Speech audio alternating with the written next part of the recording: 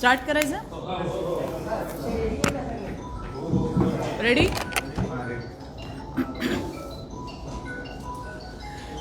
नमस्कार. आपल्याला सगळ्यांना कल्पना आहे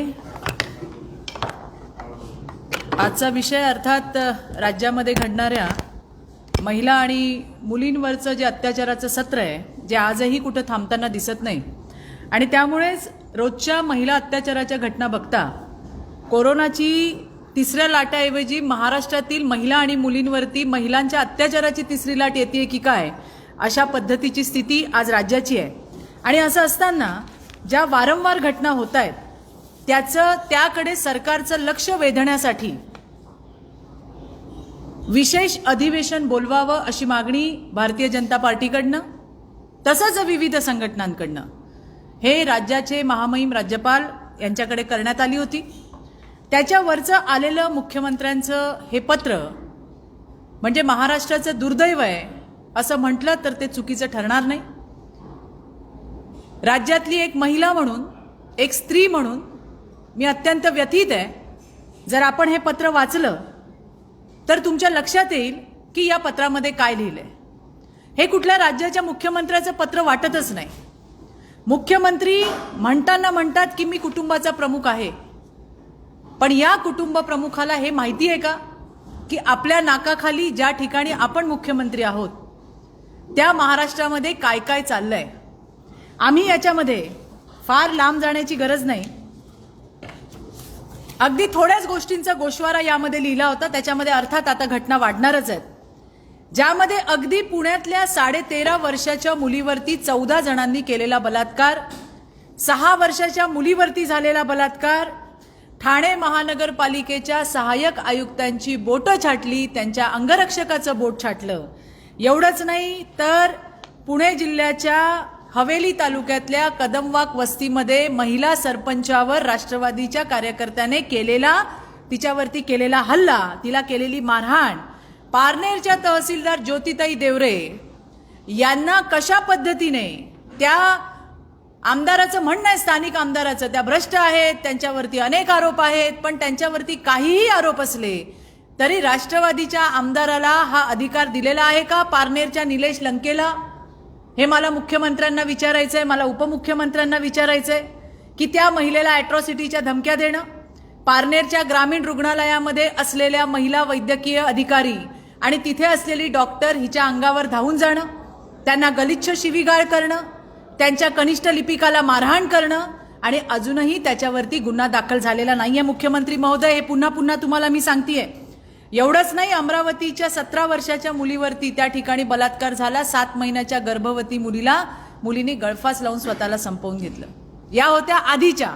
त्याच्यानंतरची जी घटना झाली ती अतिशय अमानवी अशी घटना, जी साकीनाक्याची घटना घडली.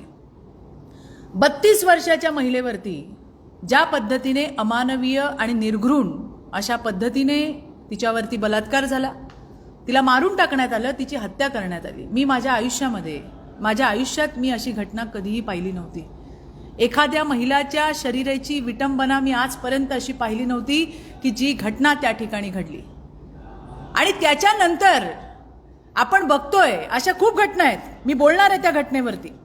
साकीनाका आणि अमरावतीची पीडिता, तिची चितेची आग थंड होत नाही तोपर्यंत लगेच आळेफाट्याला अल्पवयीन मुलीवर बलात्कार. नाशिकमध्ये एक 2 व्हीलरवर जाणाऱ्या मुलीला अडवून गाडीत नेऊन तिच्यावर बलात्कार केला मुख्यमंत्री महोदय. अमरावतीमध्ये 7 वर्षाच्या मुलीवर बलात्कार, उल्हासनगरमध्ये बलात्कार, आणि हे रोज बलात्कार चाललेत. काल परभणीच्या सोनपेठमध्ये दिघोळ तांड्यावरची आमची एक 17 वर्षाची मुलगी, जिच्यावर तिघांनी अपहरण करून तिच्यावर तिघांनी बलात्कार केला, तिचे लचके तोडले, 8 दिवस मृत्यूशी झुंज देत होती ती, आणि काल तिने तिचा त्या ठिकाणी जीव सोडला. या घटना घडतायत. तुमचे सर्वज्ञानी म्हणतायत की हे गृह मंत्रालयाचं काम आहे ज्याच्याबद्दल मुख्यमंत्र्यांना माहिती नसते. म्हणून या सगळ्या घटनांचा गोषवारा मी तुम्हाला वाचून दाखवला की राज्यामध्ये काय काय चाललंय याची आपल्याला कल्पना आहे का. आणि या घटना रोज घडतायत. आज सुद्धा महाबळेश्वरमध्ये, माहिती घ्या होम डिपार्टमेंटकडनं, एका अल्पवयीन मुलगी, तिच्यावरती अत्याचार झाला आणि आता तिची प्रसूती झाली. आत्ताचीच घटना आहे, अगदी काही तासांपूर्वीची असेल. आणि या घटना मुख्यमंत्री महोदय रोज घडतायत राज्यामध्ये. आणि त्याच्यासाठी महिला अधिवेशन, विशेष महिला अधिवेशन बोलवण्याची मागणी केली तर त्यात गैर कुठे? तुम्ही याच्यामध्ये गोषवारा लिहिलाय की गुजरातमध्ये किती घटना रोज होतात, कशा होतात, काय होतात, किती महिला बेपत्ता झाल्यात. तुमच्या राज्याच्या डीजींना एकदा बोलवा आणि त्यांना विचारा की या दिवसांमध्ये 363 म्हणजेच अपहरणाच्या किती घटना झाल्यात, त्याच्यातल्या किती मुलींना तुम्ही आतापर्यंत रिकव्हर केलं याची तुम्ही माहिती घ्या. दुसऱ्यांवर टीका जरूर करा मुख्यमंत्री महोदय, पण तुम्ही राज्याचे प्रमुख आहात, तुम्ही कुटुंबाचे प्रमुख आहात. तुम्ही याच्यामध्ये लिहिलंय, याच्यातली शेवटची ओळ ही फार महत्वाची आहे. आपण लिहिलंय स्वराज्यातील तसेच शत्रूंच्या स्त्रियांचाही छत्रपती शिवरायांनी योग्य तो आदर ठेवला आणि त्यांना सन्मानाने वागवलं. त्याचबरोबर स्त्रियांवर अन्याय अत्याचार करणाऱ्यांची कधीच गय केली गेली नाही. मुख्यमंत्री महोदय, संजय राठोडवर एफआयआर नाही हो, अजून एफआयआर नाही. या पत्राचा दाखला देत तुम्हाला सांगतेय. तो निलेश लंके त्या ठिकाणी मनमानी करतोय, दादागिरी करतोय. तुम्ही ज्योती देवरेची ट्रान्सफर नाही केली. तुम्ही राज्यातल्या 500हून अधिक महिला तहसीलदारांचं त्या ठिकाणी मनोबल खच्चीकरण करायचं काम केलं मुख्यमंत्री महोदय. हे तुम्हाला मी सांगतेय. तो मेहबूब शेख 376चा गुन्हा दाखल आहे, कोर्टाने ताशेरे ओढलेले आहेत, पण तो आज त्या ठिकाणी मोकाट फिरताना आपल्याला दिसतो. अशा किती घटना तुम्हाला मी सांगू. आणि हे सगळं त्याच तुम्ही शिवछत्रपती शिवाजी महाराजांचं नाव घेऊन जे तुम्ही लिहिलेलं आहे, महाराज असते तर तुम्हाला ढकलून दिलं असतं या सरकारला. अशा पद्धतीची परिस्थिती तुम्ही करून ठेवली. एवढ्या घटना होत असताना सर्वज्ञानी म्हणतात, काय म्हणतात सर्वज्ञानी म्हणतात, असं काय घडलंय अधिवेशन घ्यायला? अहो, तुम्हाला तर तोंडाचा फेस तुमचा निघतो दिवसातून 4-4 वेळा हे सांगताना की 5 वर्ष आमच्या सरकारला धोका नाही आणि 5 वर्ष आमच्या सरकारला धोका नाही. याच्या पलीकडे तुम्ही बोलताच काय? तुम्हाला माहिती आहे की काय घटना चालल्यात राज्यामध्ये? तुम्ही म्हणता राज्यपालांना विरोधकांची थोबाड फोडायला पाहिजे. थोबाड फोडा, सरकारचं थोबाड फोडा. आहे तुमच्या हिंमत? आज इतक्या घटना होत असताना सुद्धा शंडासारखं हे सरकार बसलेलं असं म्हटलं तर चुकीचं ठरणार नाही. कसल्या गमजा मारता? महिला सक्षमीकरण आणि सशक्तीकरण हे फक्त आणि फक्त या सरकारच्या घोषणांमध्ये बाकी राहिलंय. सांगा, उत्तर द्या. इतक्या घटना आम्ही तुम्हाला सांगितल्या, काय केलं हो तुम्ही? अहो, जोपर्यंत या राज्यातली बाई, या राज्यातली मुलगी मरत नाही, तिला मारून टाकलं जात नाही, ती आत्महत्या करत नाही, तोपर्यंत तुम्हाला जाग येत नाही हो. आणि तुम्ही असं विचारता की अधिवेशनाची गरज काय? हे बोलणाऱ्यालाच लाज वाटली पाहिजे. मला आज तुम्हाला हे सांगायचंय की ज्या गोष्टींचा इथं गोषवारा दिला गेला, यामध्ये सगळ्यात पहिल्यांदा तर साकीनाकाची घटना, अतिशय निर्घृण आणि अमानवीय अशा पद्धतीने त्या महिलेचा अंत झाला. मी आजही याच्यावरती ठाम आहे की हे एका माणसाचं काम असू शकत नाही. आज आम्ही गृहमंत्र्यांची भेट घेतली आणि त्यांना सुद्धा आम्ही हेच सांगितलं की हे एका नराधमाचं काम असू शकत नाही. याच्यामध्ये एकपेक्षा अधिक लोक इन्व्हॉल्व असले पाहिजे आणि त्याची त्या ठिकाणी पोलिसांनी तपास यंत्रणा त्या ठिकाणी आणखीन मजबूत करायला पाहिजे. ताबडतोब एक बाई मेली राज्यातली आणि मग सरकार खडबडून जागा झालं आणि मग सगळे पोलीस आले, मग सगळे अधिकारी आले आणि मग त्यांचं मंथन झालं. मुंबई पोलिसांनी तात्काळ 11 पॉइंटचे मुद्दे बनवले. काय असायला हवं मुंबईमध्ये आणि आम्ही काय कटिबद्ध आहोत ती सुद्धा जनतेच्या डोळ्यातली धूळफेक आहे. नगराळे साहेब, मला तुम्हाला सांगायचंय, ज्या रेल्वे पोलिसांची मदत घेऊन तुम्ही त्या ठिकाणी आम्ही आता आणखीन महिलांसाठी बंदोबस्त वाढवणार म्हणून सांगताय, त्या जीआरपीची स्वतःची स्ट्रेंथ फक्त 3800.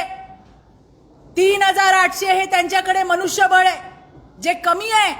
स्वतः जीआरपी कमिशनरनी किमान 8 ते 10 वेळा महाराष्ट्राच्या पोलीस महासंचालकांना, मुंबईच्या पोलीस कमिशनरना, गृहमंत्र्यांना पत्र दिलेली आहेत, ज्याच्यावर आत्ता या क्षणापर्यंत कुठली कारवाई नाही. गृहमंत्री म्हणतात, चित्राताई आम्ही 2000 अलॉट केलेत. त्यांना म्हटलं नक्की केलेत गृहमंत्री महोदय, पण ते फक्त पेपरवरती आहेत, ते प्रत्यक्षात नाहीत. अजून काहींनी मरायला पाहिजे, अजून काही बायकांचे मुर्दे पडले पाहिजे, तेव्हा हे सरकार जागं होईल, असं सध्या या सरकारमध्ये चाललंय.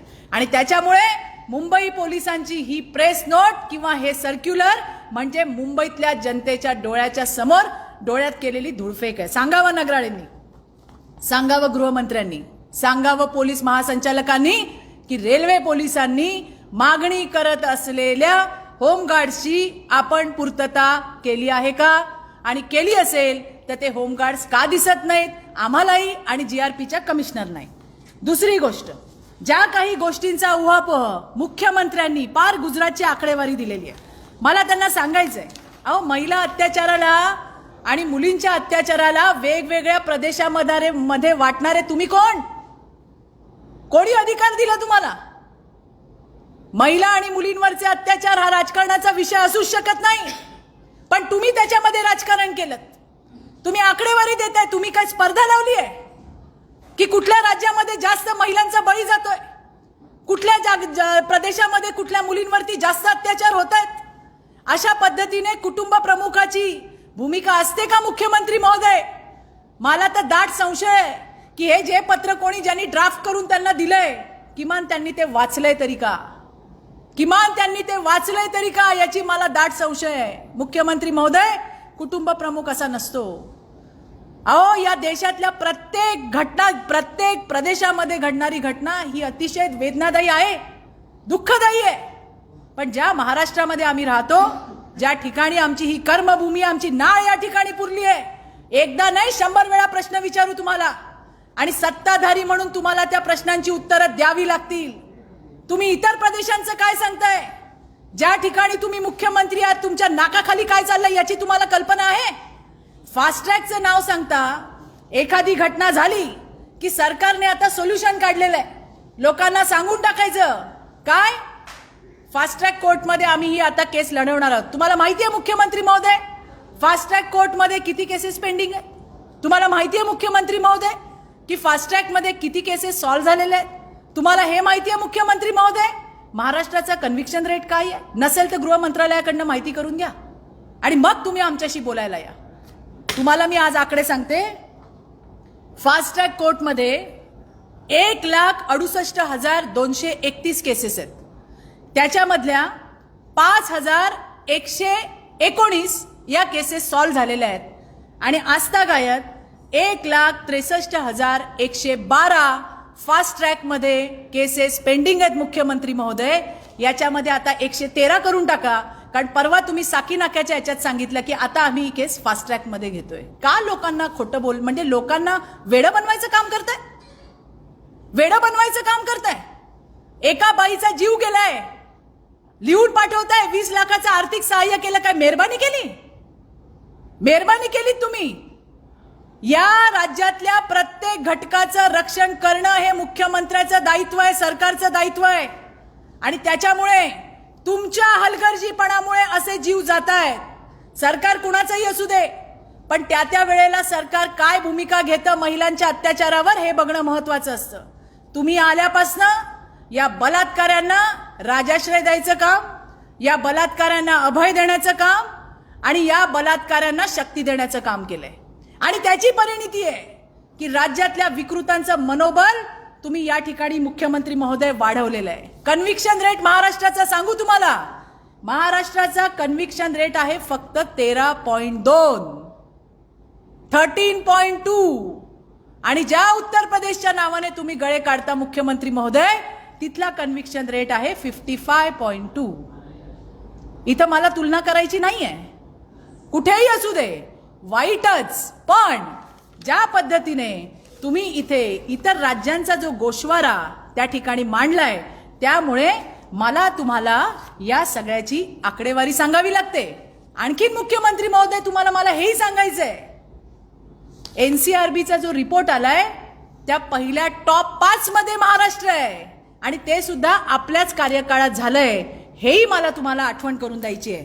आणि त्यामुळे या ज्या काही घटना राज्यामध्ये चाललेल्या आहेत, तुम्हाला जर असं वाटत असेल की विरोधी पक्षाने यावर बोलूच नये, तर असं होणार नाही. आम्ही बोलणार, एकदा नाही 100 वेळा बोलणार. कायदा आणि सुव्यवस्थेचे इतके वाईट धिंडवडे निघालेले आम्ही आजपर्यंत कधीच बघितले नाही, जे आम्ही आत्ताच्या राज्यामध्ये बघतोय. आणि यासाठीच SC/ST अॅट्रॉसिटी प्रमाणे वुमन अॅट्रॉसिटी आयडेंटिफाय व्हाव्या. मग त्याच्यामध्ये 498A येईल, 376 येईल, 509 येईल, 354 येईल. एक्सपर्ट बसवा. सरकार काही करू शकतं, सरकारला कुठली गोष्ट अशक्य नाहीये. त्यामुळे तुम्ही एक्सपर्ट्स बसवा आणि वुमन अॅट्रॉसिटीज आयडेंटिफाय करा. SC/ST अॅट्रॉसिटी प्रमाणेच वुमन अॅट्रॉसिटीला अँटिसिपेटरी बेल हा बार असला पाहिजे.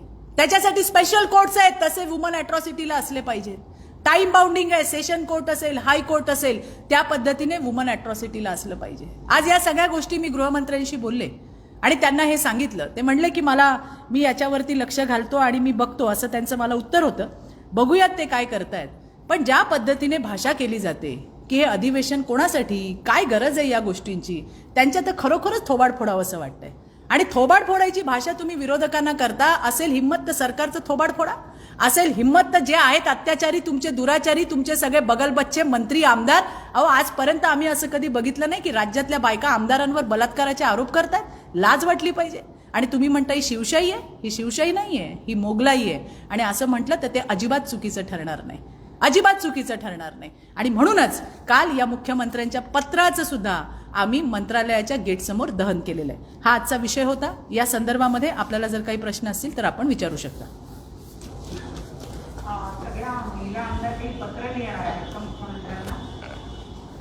नाही, मला त्याच्याबद्दलची कल्पना नाही आहे, परंतु त्यांनी लिहावं.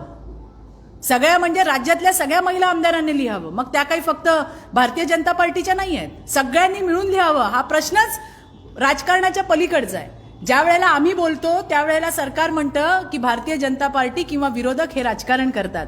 आणि आज हे मुख्यमंत्र्यांनी पत्र लिहिलंय, याला आपण समाजकारण म्हणणार का? याचं उत्तर सुद्धा त्यांनी द्यायचंय आम्हाला. कालचं पत्र जे आहे मुख्यमंत्र्यांचं, तुम्हाला काय वाटतं कुणी लिहून दिलेलं असावं? असेल कोणतरी लिहून देणारं. मी तर म्हटलं की कोणी लिहिलंय याच्याबद्दल तरी त्यांना म्हणजे काय लिहिलंय ते तरी त्यांनी वाचलंय की नाही मला माहित नाही.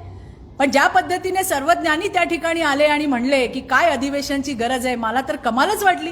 कारण त्यांच्याकडे 5 वर्ष आमचं सरकार टिकणार आहे हे दिवसातून 3 वेळा त्यांना बोलायचंय. त्याच्या पलीकडे त्यांना काही कन्सर्न नाहीये की कुठल्या गोष्टीसाठी आपण बोलायचंय. ते फक्त पुढे येतात. सरकारला धोका नाही आमचं अरे बाबा, लखला बसव तुमचं सरकार तुम्हाला.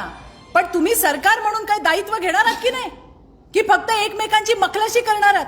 बाकीच्या कुठल्या मुद्द्यांवरती मी या सरकारला एकत्र येताना बघितलं नाही. पण येस, बलात्कारांना वाचवायला मात्र हे सरकार आघाडीवर आहे. त्या ठिकाणी एकमेकाची पाठराखण करायला दिसतात. हा म्हणतो तसं नाही, दुसरा म्हणतो चुकीचा आरोप झाला, तिसरा म्हणतो की नाही पुराव्यांच्या शिवायच तुम्ही बोलताय. अहो, सगळ्या दुनियेने बघितलंय राज्यामध्ये छत्रपती शिवाजी महाराज, मा जिजाऊ, रमाई, भीमाई आणि सावित्रीच्या महाराष्ट्रामध्ये FIR दाखल करायला आम्हाला कोर्टात जावं लागतंय. ही तर महाराष्ट्राची सद्यस्थिती आहे. मुख्यमंत्री महोदय, शिवसेनेचा असाही आरोप आहे की राज्यपाल हे भाजपच्या सांगण्यावर वापरतात अशा पद्धतीचं पत्र. अहो, घटनात्मक आहे ते.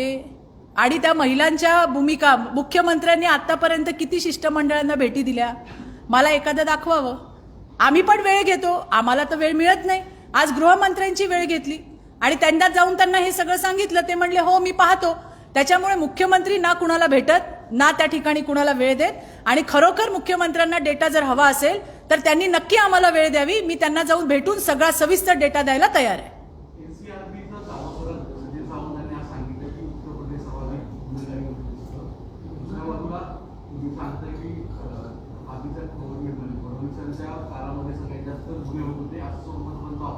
अहो, सरकार कोणाचं पण असू दे, माझा हा आजही दावा नाहीये की उद्या भाजपचं सरकार आल्यावर सगळं बंद होणार आहे. पण ज्या वेळेला अशा घटना होतात त्यावेळेला सरकार म्हणून सरकार काय भूमिका घेतं हे महत्वाचं आहे की नाही. आणि या सरकारने काय केलंय आपण मागच्या फेब्रुवारीपासून आपण पाहतोय. मग तो संजय राठोड असेल, मग तो निलेश लंके असेल, मग तो मेहबूब शेख असेल, अशी किती नावं तुम्हाला मी सांगू, किती आमदार सांगू. हे लोक धार्जिणं सरकार नाहीये. हे त्यांचे मंत्री, आमदार आणि त्यांच्या बगल बच्चांचं धार्जिणं सरकार आहे. आणि त्याच्यामुळेच या विकृतांची या ठिकाणी मनोबल वाढताना आपल्याला दिसलंय. महाराष्ट्र टॉप 5 मध्ये NCRBच्या. नसेल माहिती तर माहिती घ्या. आणि तरी तुम्हाला आणखीन माहिती असेल मुख्यमंत्री महोदय, आम्हाला वेळ द्या, आम्ही यायला तयार आहोत. मुख्यमंत्री असे म्हणतात की महाराष्ट्राचं सरकार आहे ते शिवरायांच्या विचारानं चाललेलं आहे आणि त्यांच्या परंपरेत चाललेलं आहे. ते कायम महिलांचा सन्मान केला जातो. महिलांचा सन्मान आम्ही बघितला ना. महिला सरपंचाला जाऊन तिथं थोबाडात मारणं, महिला तहसीलदार तिला अॅट्रॉसिटीच्या धमक्या देणं, महिला वैद्यकीय अधिकारी त्यांना गलिच्छ शिवीगाळ करणं, त्यांच्या अंगावर धावून जाणं आणि त्यांच्या लिपिकांना मारहाण केलं, हे आम्ही सगळं बघतोय. त्या महिला आपल्या बिचाऱ्या कर्तव्यावरती होत्या, त्यांची बोटं छाटली. शिवाजी महाराजांनी तर शाहिस्तेखानाची बोटं छाटली होती. हे कोणाची छाटतायत किंवा हे काय करतायत? आणि त्याच्यामुळे शिवाजी महाराजांचं नाव घेण्याचा यांना काडीचा सुद्धा अधिकार नाही. मी आजही सांगतेय, महाराज असते तर यांना कडेलोट केला असता यांचा. फक्त महाराजांचं नाव वापरतायत, शिवशाही तर अजिबातच नाही. रोज महिला मुली नागवल्या जात आहेत आणि ज्या पद्धतीने उठून पुन्हा आम्हालाच प्रश्न विचारतायत की अधिवेशनाची गरज काय, हे तर अतिशय दुर्दैवी आहे, अतिशय दुर्दैवी. कुठेतरी मुख्यमंत्री आपल्या पक्षाचे असतील किंवा मित्र पक्ष असतील यांच्यामध्ये जे गुन्हे झालेले आहेत त्यांची नाराजी ओढू नये म्हणून कारवाई करताना असू शकेल, असू शकेल, काही असू शकेल, पण कायदा सगळ्यांना सारखा आहे ना. कायदा सगळ्यांना सारखा आहे. सगळा पोलीस फौज फाटा अशा पद्धतीने या सत्ताधाऱ्यांच्या दावणीला बांधल्यासारखं फिरतोय आणि त्याच्यामुळेच गुन्हे दाखल होत नाहीयेत. तुम्ही बघा अवस्था काय आहे राज्यामध्ये. किती तुम्हाला सांगू, रोजचे फोन आहेत, रोजचे फोन आहेत, रोजचे फोन आहेत, FIRs होत नाहीत. 363च्या केसेस किती वाढल्यात, माझ्याकडे पत्र पडले. तुम्ही या प्रेस झाल्यानंतर तुम्हाला मी ती दाखवते की आमची मुलगी इकडून निघून गेली, तिकडून निघून गेली, पोलिसांचं काहीच आम्हाला उत्तर सुद्धा देत नाही. अशा किती घटना सांगू तुम्हाला. आणि त्याच्यामुळे कुटुंब प्रमुख म्हणून जी जबाबदारी मुख्यमंत्र्यांनी त्या ठिकाणी निभवायला पाहिजे ते निभवत नाहीयेत. आणि काल तर सर्वज्ञांनी हेच म्हणले की गृह मंत्रालयात काय चालतं हेच मुख्यमंत्र्यांना माहित नाही. आणि त्याच्यामुळे आम्ही रोज ट्विट पण करतोय. माझ्या तर सगळ्या ट्विटला आम्ही CMO महाराष्ट्रांना टॅग करत असतो. माहित नाही ते पाहतात की नाही पाहतात, पण जे कोणी या प्रेसच्या माध्यमातून सांगते, जे कोण मुख्यमंत्र्यांचं ट्विटर हँडल त्या ठिकाणी हँडल करतायत, त्यांनी कृपया हे ट्विट जे आहेत ते मुख्यमंत्र्यांना दाखवावे. किमान रोजचा रेशिओ तर त्यांना कळेल की रोज काय काय होतंय आणि कुठे कुठे होतंय ते. मैम, हिंदी में बता दीजिए, आज आपने गृह मंत्री से मुलाकात की, महिलाओं की सुरक्षा के विषय को लेकर क्या चर्चा हुई और क्या आपने कहा? हमने देखा कि महाराष्ट्र में आए दिन महिला और बच्चियों के साथ किस प्रकार का दुर्व्यवहार यहाँ पे हो रहा है, यहाँ पे रेप्स हो रहे हैं, यहाँ पे गैंग रेप्स हो रहे हैं. और इसी के लिए आए दिन आने वाली इन घटनाओं को देखते हुए हमने राज्य के महामहिम राज्यपाल साहब को वहां पे एक पत्र दिया था और उसमें हमने मांग की थी कि एक विशेष अधिवेशन बुलाया जाए, जो कि जरूरत है. हमने देखा कि कोरोना काल या कोरोना का नाम कहते हुए कोई सत्र यहाँ पे नहीं हो रहा है. ना किसानों के ऊपर बात हो रही है, ना कोई व्यापारियों के ऊपर हो रही है, ना कोई कष्टकरियों के ऊपर हो रही है, ना युवकों के ऊपर हो रही है, ना वुमन एट्रोसिटीज पे हो रही है. और आए दिन ये जो घटनाएं बढ़ रही है, इसलिए विशेष अधिवेशन बुलाया जाए, ये हमने मांग की थी. और उसके ऊपर मुख्यमंत्री साहब ने जो एक पत्र लिखा है वो बहुत ही दुर्दैवी पत्र है. उन्होंने और राज्य जो अनेक अलग अलग प्रदेश है उसका उन्होंने उसमें जिक्र किया है, जिसमें उन्होंने कहा है कि उत्तर प्रदेश में क्या हो रहा है, गुजरात में क्या हो रहा है. शॉर्ट में भाजपा शासित प्रदेश में होने वाले गुन्हेगारी की आंकड़े वहां पे दिए.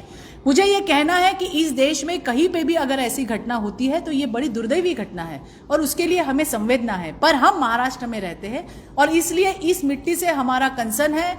यहाँ पे होने वाले हर गुन्हे का हम आपको सवाल पूछेंगे और आपको उसका जवाब देना होगा. जिस प्रकार की घटना हुई साकीनाका में, हमने देखा कि बहुत ही अमानवीय घटना हुई, जिसमें हमें दिल्ली के निर्भया की हत्या जिस प्रकार हुई थी उसी प्रकार का एक सिमिलैरिटी इस केस में भी हमें दिखी.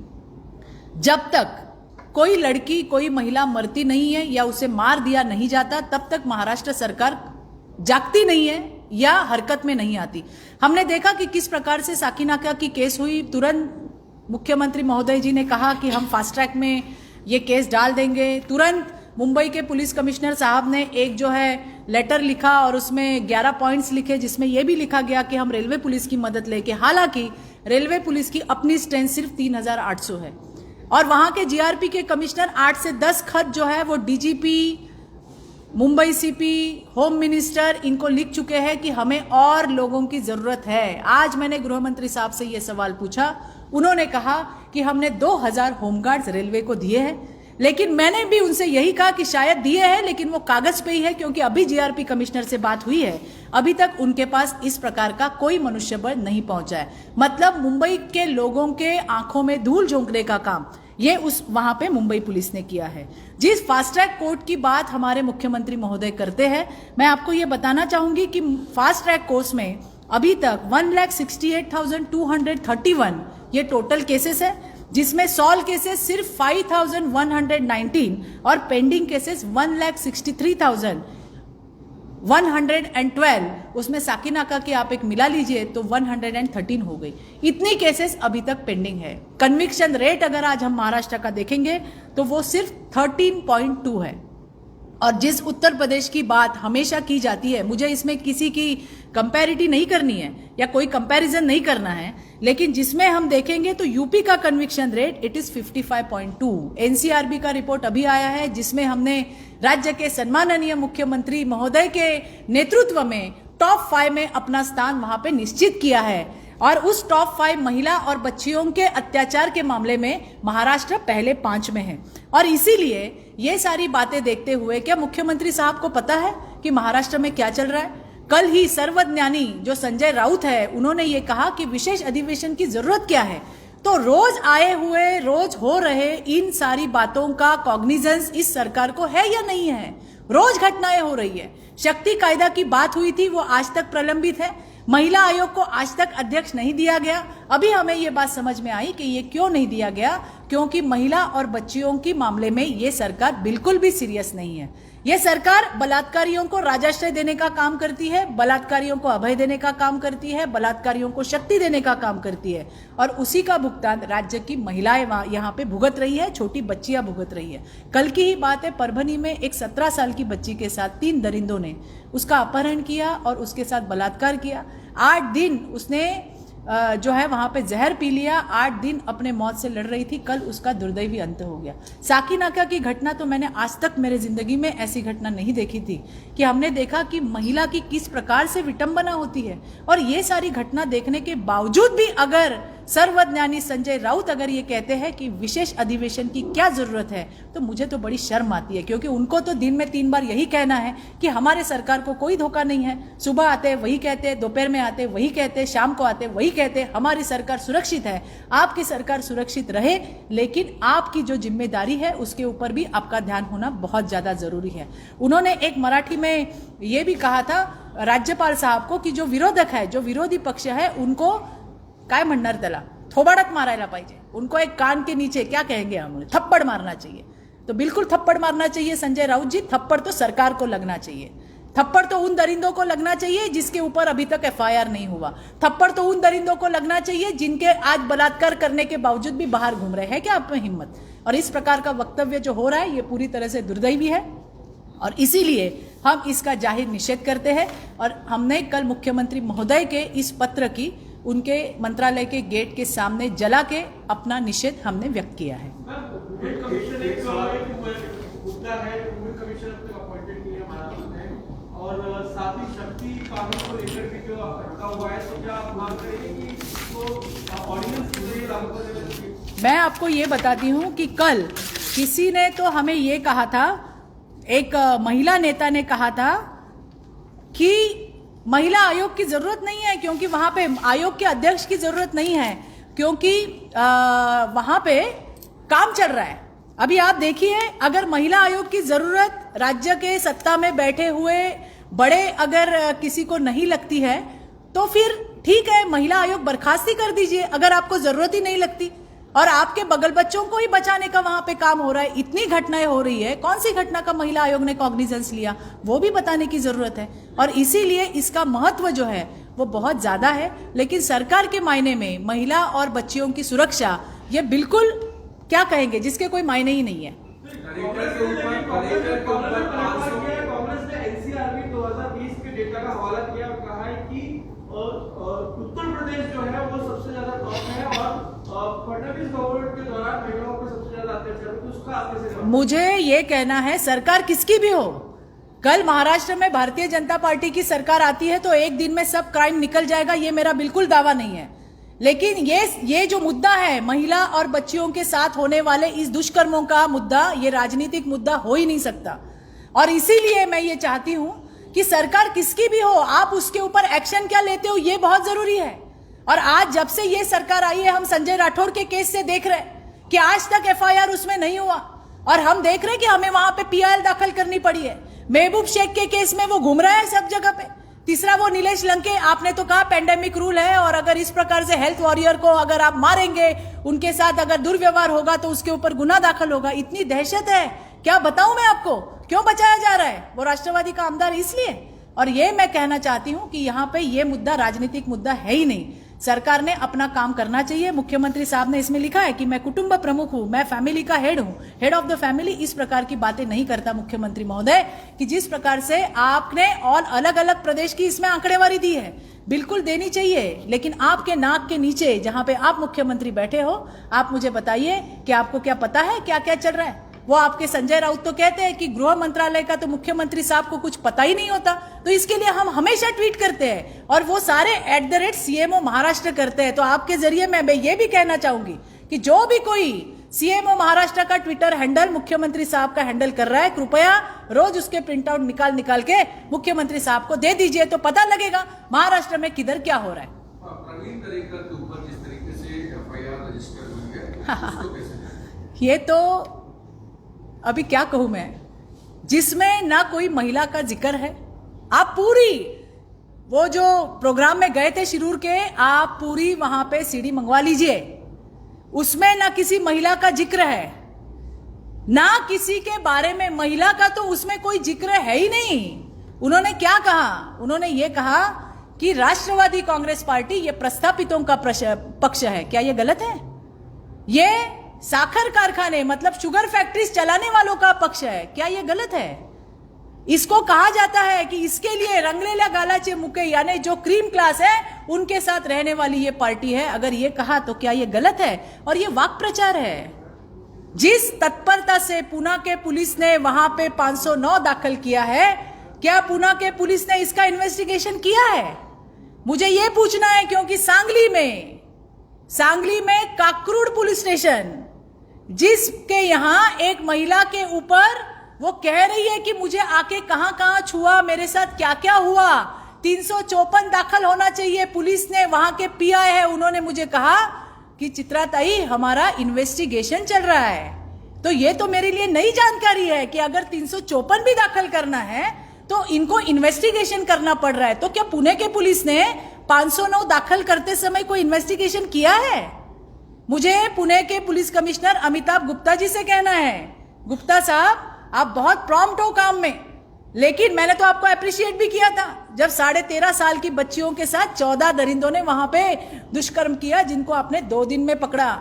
पर संजय राठौड़ की केस में आप तो चूक ही गए। तो मुझे अभी आपसे यह पूछना है, क्या प्रवीण दरेकर जी ने इस प्रकार का कोई वक्तव्य किया है? आपने उसकी छानबीन की है? क्या आपने देखा है? या फिर सत्ताधारी आके आपके पास बैठ जाएंगे और आप वहां पे FIR लिख लेंगे? ऐसा कोई नया कानून तो महाराष्ट्र में बना नहीं है, क्योंकि हम देख रहे हैं कि आए दिन विरोधी पक्ष के अलग अलग कार्यकर्ता हो, नेता हो, उनके ऊपर FIR लेने का सत्र है, उनके ऊपर गुन्हे दाखिल करने का सत्र है। इसलिए मैं आपसे यह कहना चाहती हूं कि बिल्कुल बेबुनियादी है, और इसे हम क्या कहेंगे अभी, ये बिल्कुल बेबुनियादी है, जिसका कोई हम कहेंगे कि जिसका कोई बेस ही नहीं है।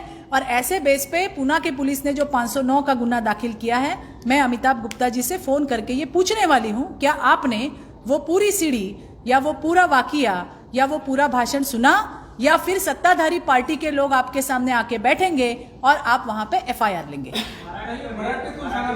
अहो, ज्या गोष्टीला शेंडा नाही, बुडखा नाही, निव्वळ मूर्खपणा, निव्वळ बावळटपणा आहे। राजे उमाजीच्या जयंतीला गेलेले प्रवीण दरेकर काय म्हणले? ते म्हणले राष्ट्रवादी हा प्रस्थापितांचा पक्ष। खोटं आहे का? साखर सम्राटांचा पक्ष खोटं आहे का? रंगलेल्या गालांचे मुके घेणारे पक्ष, पण राष्ट्रवादीला ते बायकांचेच गाल असं कसं काय वाटावं? मला तर कमालच वाटली। वाक्प्रचार आहे मराठीचा, शिकून घ्या। पुणेकरांना जास्त मराठी चांगली येते मुंबईवाल्यांपेक्षा, आणि त्याच्यामुळे आणि पोलीस पण मला कमाल वाटली। अहो गुप्ता साहेब, तुम्ही ती CD ऐकली का? ते भाषण ऐकलं का? नसेल तर मी पाठवते तुम्हाला। काय बोलले दरेकर? कुठल्या बाईचा सुद्धा संदर्भ नाही, आणि सुरेखा ताईंचा तर नाहीच नाही। त्यांना तर शुभेच्छा आहेत आमच्या मनापासून, नवीन एका क्षेत्रामध्ये ते आल्या आहेत आणि त्यांना मनापासूनच्या शुभेच्छा आहेत। पण कुठेतरी ओढून ताडून कोणाला तरी त्या ठिकाणी बसवायचं आणि मग म्हणायचं की दरेकर असं बोलले, आणि पुणे पोलीस पण इतके प्रॉम्प्ट। म्हणजे मला तर कौतुकच आहे की संजय राठोडची केस अजून तिथं वाराखात पडली आहे, त्याच्यासाठी आम्ही कोर्टामध्ये गेलोय, आणि एक 509चा गुन्हा झटकन तुम्ही दाखल करून घेतला। परवा माझ्याकडे एक केस आली सांगलीची, सांगली जिल्हा काकरूड पोलीस स्टेशन। एक महिला सांगते की माझ्यासोबत कशा पद्धतीने माझा विनयभंग झाला, मला जे काही तिने झालं लिहून दिलंय, पोलीस म्हणतात आम्ही त्याचं इन्व्हेस्टिगेशन करतोय.